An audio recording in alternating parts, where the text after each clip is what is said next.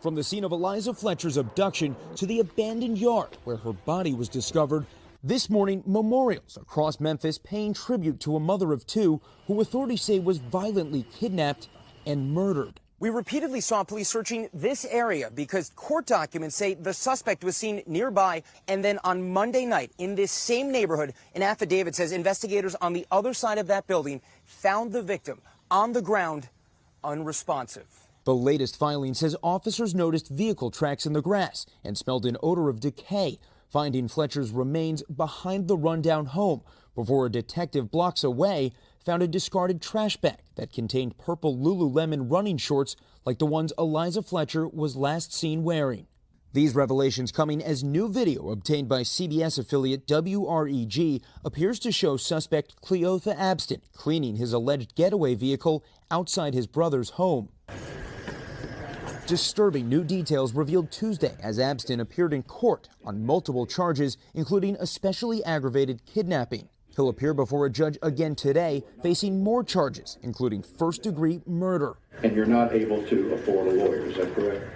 Also this morning, growing scrutiny surrounding why ᵛᵉɁᶦᶠᵦᵉ wasn't already locked up. Court records show a 16-year-old Abstin kidnapped a lawyer at gunpoint and pleaded guilty. Our affiliate, WMC, reporting his criminal history dates back even further, information NBC News has not verified. Any kind of violence, of course, is unacceptable, but repeat violent offenders particularly deserve a strong response. In a statement, Fletcher's prominent Memphis family saying in part, "We are heartbroken and devastated by this senseless loss. Liza was such a joy to so many.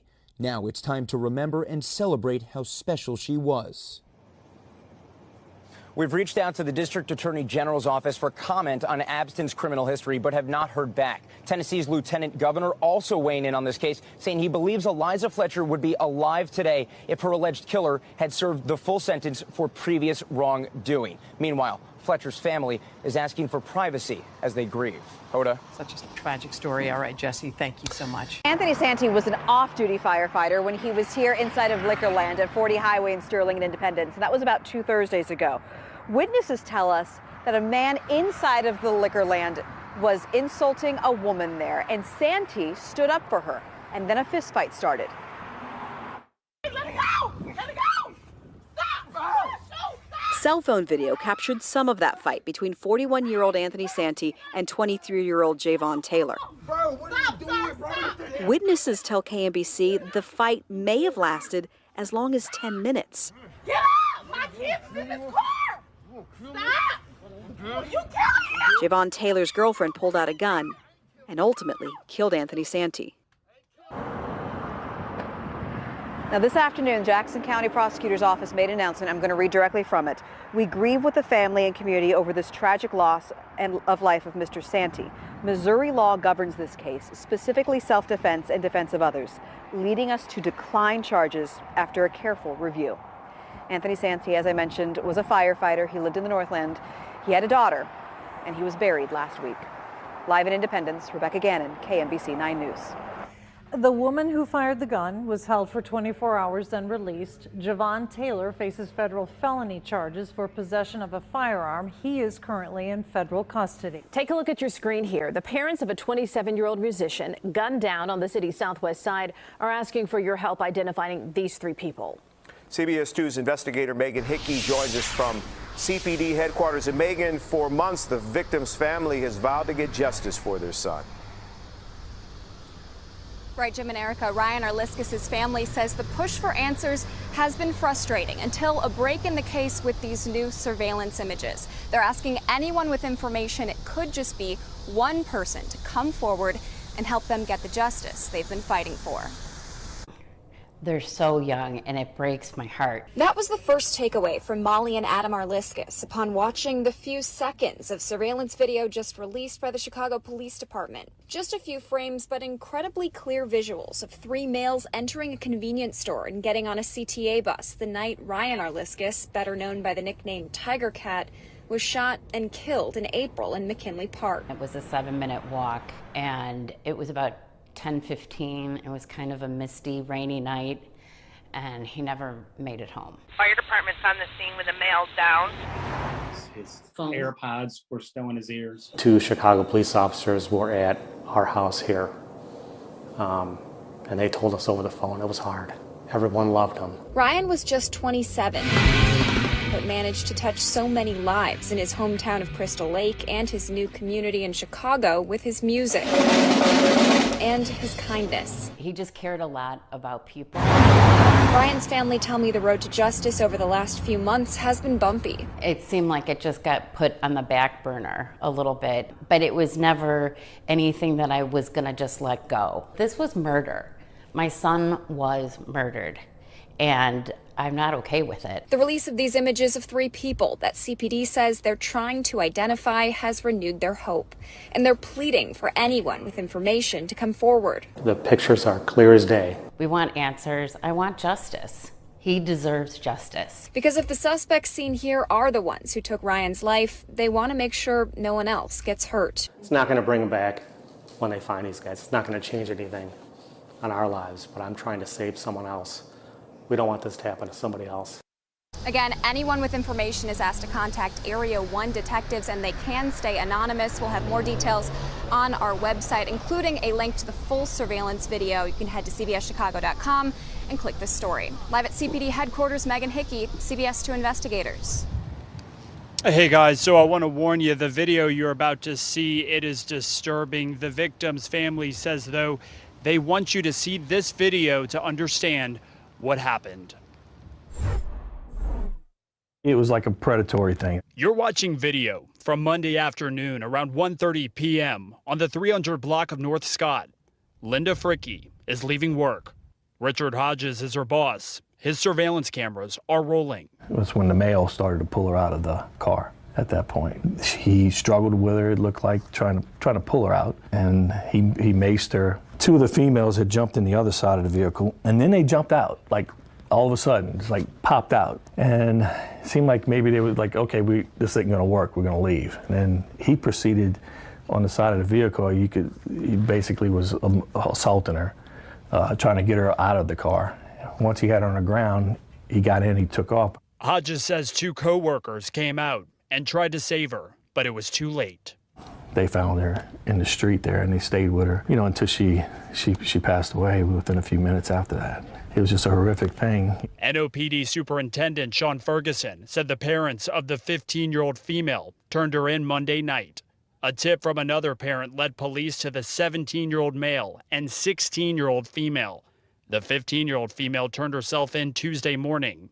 Police say some of the suspects have criminal records, but would not give details.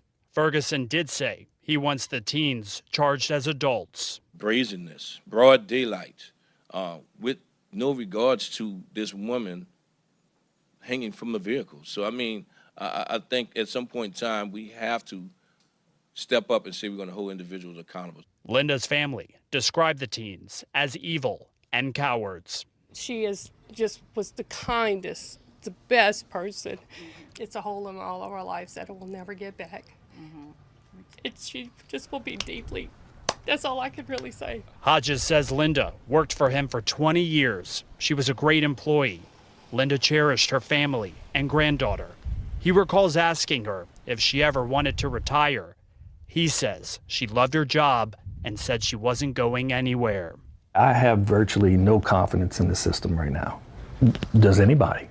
I would love to see them be prosecuted as adults, send a message, not only to somebody who would be thinking about doing that, but this, what is the purpose in it? What purpose was this? It's a senseless murder. Today, the district attorney would not say if he plans on prosecuting the teens as adults. To see his full statement, though, you can head to the WDSU mobile app right now. Morgan Lentis picks up our live team coverage tonight. Still need your help 3 years after a man was tragically murdered on the job in Kansas City. Today marks the 3rd anniversary of the death of the day Jonathan Porter was killed while working his construction job near the area of 9th and Brooklyn. This is the video we've shared since 2018, showing a man who allegedly walked up to Porter asking for a cigarette. When Porter refused, he shot him. If you have any information that could help finally bring justice for Jonathan Porter's family, you're urged to call the TIPS hotline. You don't have to give your name, and your information could be worth a $25,000 reward. Call 816-474-TIPS. Police in Utah today confirmed what had been feared. ᵛᵉʳᶦᶠᶦᵉᵈ was murdered. A suspect has been arrested. 11 days after Lewick disappeared, police said her charred remains were found in the suspect's yard. ᵛᵉᑉᶦᶠᶦᵉᵈ is in Salt Lake City. It's with heavy heart that I address you today. Salt Lake City Police Chief Mike Brown says up until the moment SWAT officers made an arrest, he had always held out hope that 23-year-old Mackenzie Lewick would be found alive. When did you know in your gut that this was no longer a missing persons case?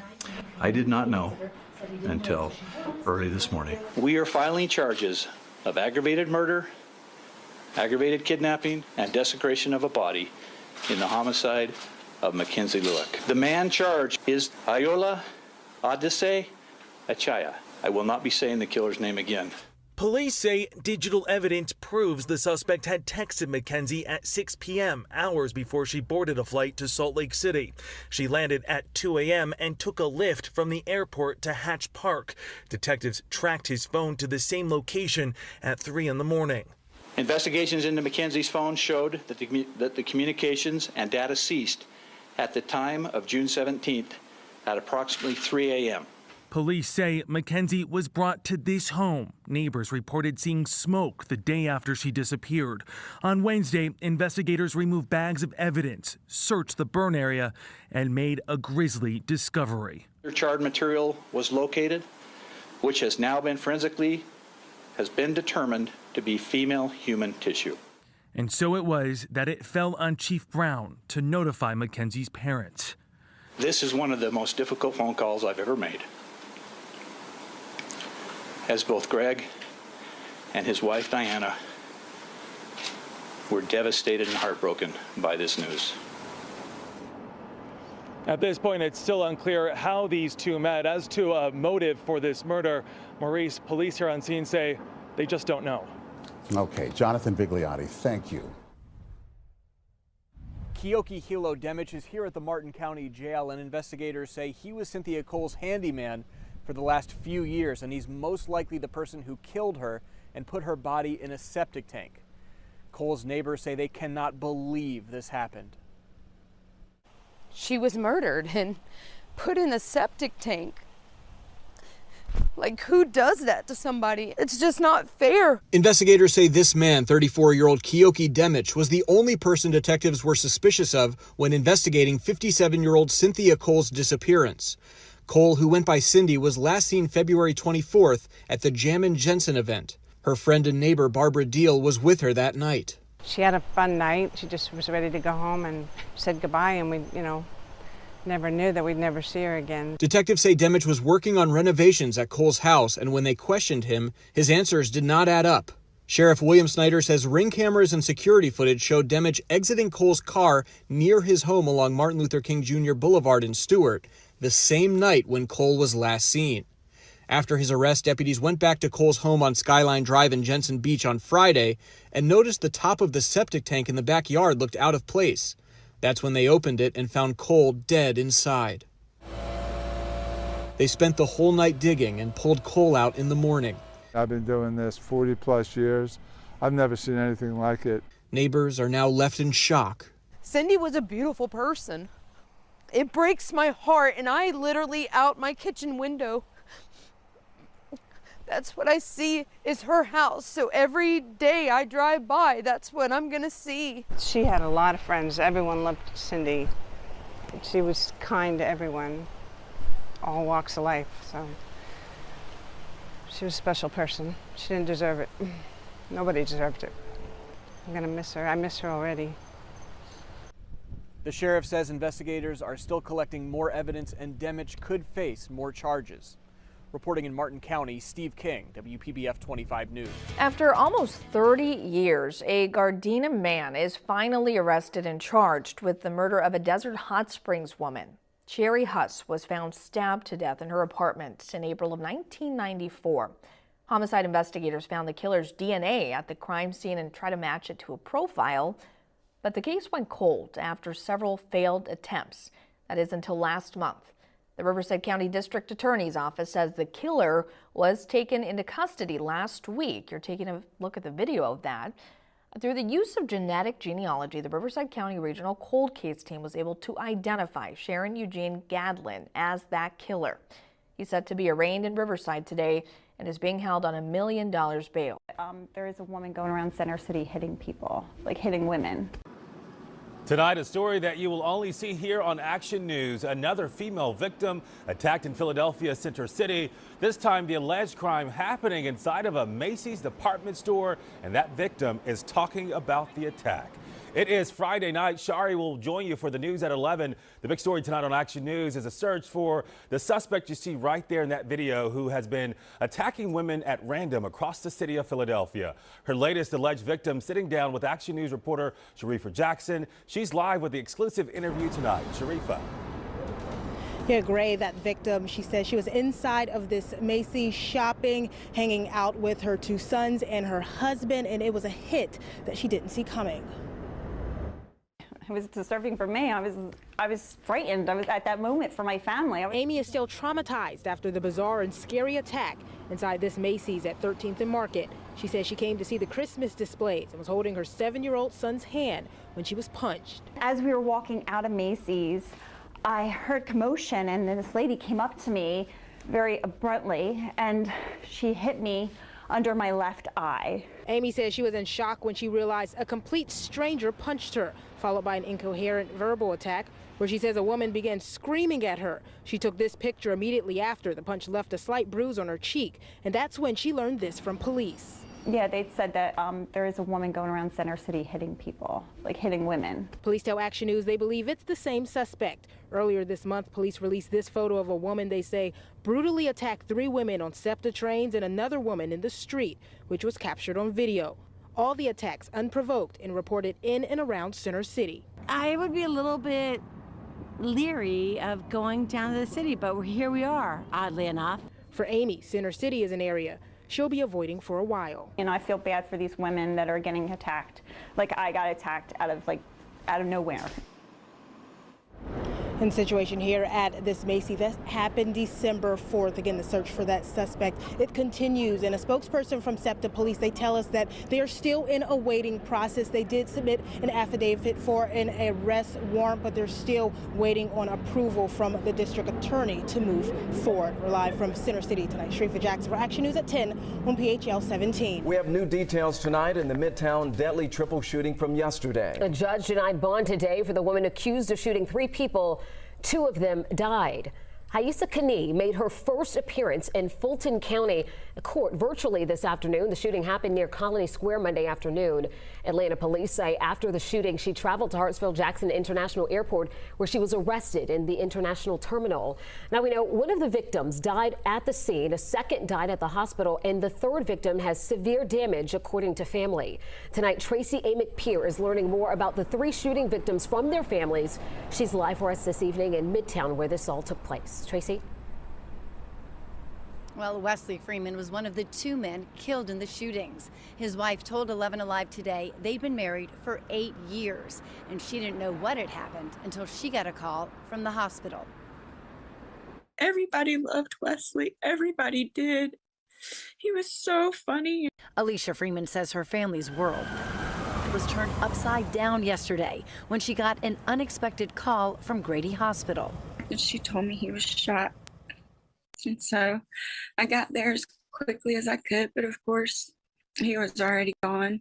Her husband, Wesley Freeman, was one of 3 people shot yesterday when Atlanta police say a woman opened fire inside a building at 1280 West Peachtree and then again at 1100 Peachtree. Michael Shinners was also killed. According to his social media, he worked for Beacon Management, which manages the condo complex at 1280.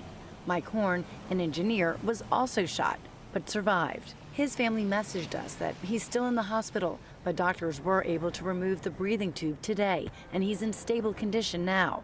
Freeman says she can't make sense of why anyone would shoot her husband. He would never hurt anyone, not anyone or anything.